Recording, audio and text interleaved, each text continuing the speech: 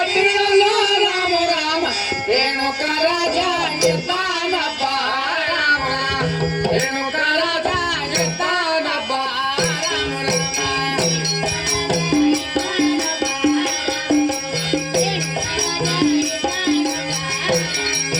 ರೇಣುಕ ರಾಜ ಎದ್ದಾನಪ್ಪ ರಾಮ ರಾಮ ರೇಣುಕ ರಾಜ ಎದ್ದಾನಪ್ಪ ರಾಮ ರಾಮ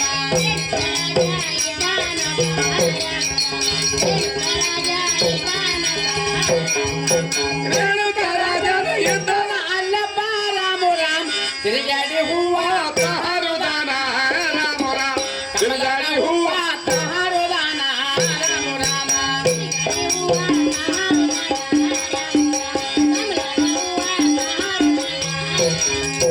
ತಿರುಗಾಡಿ ಹೂವ ಹರುದಾನ ರಾಮ ರಾಮ ಕಮಲದ ಹೂವ ಹರುದಾನ ರಾಮ ರಾಮ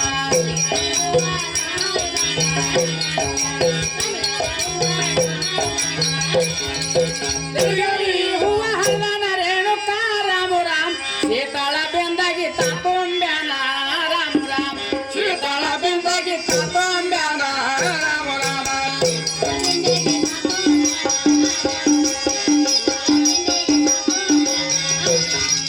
ಸೀತಾಳ ಬೆಂದಾಗಿ ತಾತೊಂಬ್ಯಾನ ರಾಮ ರಾಮ ಸೀತಾಳ ಬೆಂದಾಗಿ ತಾತೊಂಬ್ಯಾನ ರಾಮ ರಾಮ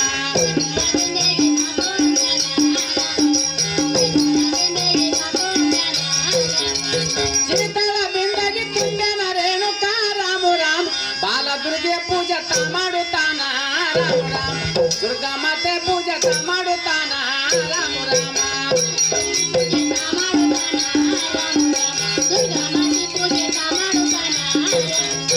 ಬಾಲದುರ್ಗೆ ಪೂಜೆ ತಾ ಮಾಡುತ್ತಾನ ರಾಮ ರಾಮ ದುರ್ಗಾ ಮಾತೆ ಪೂಜೆ ತಾ ಮಾಡುತ್ತಾನ ರಾಮ ರಾಮ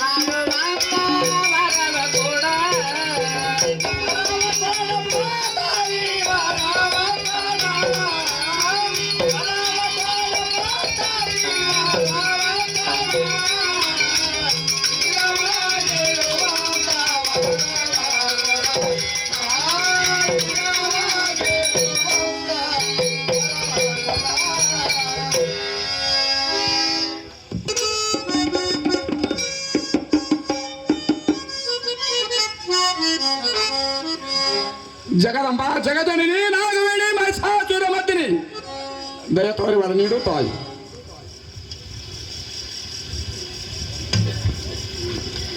ಎಲ್ಲ ರೇಣುಕರಾಜನೇ, ಈ ನಿನ್ನ ಭಕ್ತಿಗೆ ಮೆಚ್ಚಿ ಪ್ರಸನ್ನಳಾಗಿದ್ದೇನೆ.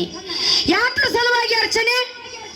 ನೀನು ಮಾಡುವಂತ ಭಕ್ತಿಯು ದೇವನು ದೇವತೆ ಕೂಡ ಮಾಡಲಿಕ್ಕಿಲ್ಲ. ನಿನ್ನ ಮನದ ಬಯಕೆ ಏನಿರುವುದು ಕೇಳು. ತಾಯಿ, ತಮ್ಮ ದಯದಿಂದ ಸಕಲ ಸಂಪತ್ತೆಲ್ಲ ಇರುವುದು. ಆದರೆ 5 ಮಂದಿ ಪಟ್ಟದ ಮಡದರಿದ್ದರು, ಒಬ್ಬರಿಗಾದರೂ ಮಕ್ಕಳಾಗಲಿಲ್ಲ. ನನಗೆ ಫಲಸಂತಾನ ನೀಡಬೇಕು ದೇವಿ. ಏನು ರೇಣುಕರಾಜ, ಈ ನಿನ್ನ ಭಕ್ತಿಗೆ ಮೆಚ್ಚಿ ನಿನಗೆ ಹೆಣ್ಣು ಕೂಸನ್ನು ದಯಪಾಲಿಸಿರುವೆನು. ಇವಳು ನನ್ನ ಅವತಾರವೆಂದು ತಿಳಿ. ಇವಳಿಗೆ ರೇಣುಕಾ ಎಲ್ಲಮ್ಮ ಎಂದು ನಾಮಕರಣ ಮಾಡಬೇಕು. ಮುಂದೆ ಹೊಟ್ಟೆಯಿಂದ ಶ್ರೀಮನ್ನಾರಾಯಣ ಹುಟ್ಟವನು. ತಥಾಸ್ತು. ಬಗದೇವಿ, ಪತಿದೇವರೇ, ಈ ಕುಶಿರ ಮಗನು ಎಷ್ಟು ಒಂದಾಗಿರುವುದು. ಅಯ್ಯೋ ಶಿವ ಶಿವ ಶಂಕರ ಪರಮಾತ್ಮ, ಹಸಿದ ಬಾಯಿಗೆ ಅನ್ನ ಹಾಕಿದಂತೆ ದುರ್ಗಾ ಮಾತೆ ಇಂದು ನಮ್ಮ ಮೇಲೆ ದಯ ತೋರಿದಳು. ಈ ಜನರ ಬಾಯಿಲಿಂದ ಗೊಡ್ಡಿ ಬಂಜಿ ಎನ್ನುವಂತ ಶಬ್ದ ದೂರವಾಯಿತು. ಪತಿದೇವರೇ, ನನ್ನ ಮನಸ್ಸಿಗೆ ಬಹಳ ಆನಂದವಾಯಿತು ರೀ.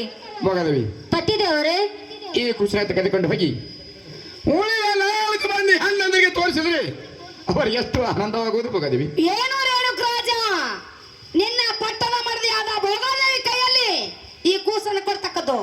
ಉಳಿದ 4 ಮಂದಿ ಹೆಂಡ್ರ ಕೈಯಲ್ಲಿ ಈ ಕೂಸಿನ ಮಕ್ಕಳು ತೋರಿಸಬಾರ್ದು ರೇಣುಕರಾಜ.